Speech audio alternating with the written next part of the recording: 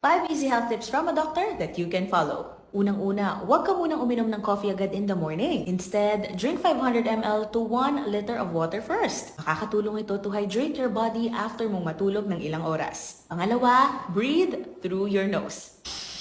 Nose breathing is more beneficial than mouth breathing. Ang ating mga ilong ay designed to humidify the air that we breathe. Makakatulong ito to filter out dust, allergens, and will boost oxygen uptake. Ang mouth breathing can dry out your mouth. Maaari itong maging dahilan ng bad breath at pamamaga ng inyong mga gums. Pangatlo, follow the 3-2-1 protocol. Ang last meal mo should be 3 hours before sleeping time. Stop drinking liquids 2 hours before bedtime para maiwasan ang paggising mo sa gabi dahil naiihi ka. This can help improve the quality of your sleep. Then, stop screen time 1 hour before kang matulog para mas mabilis kang makatulog dahil less ang exposure mo sa blue light from your gadgets. Pang-apat, avoid using junk foods and alcoholic beverage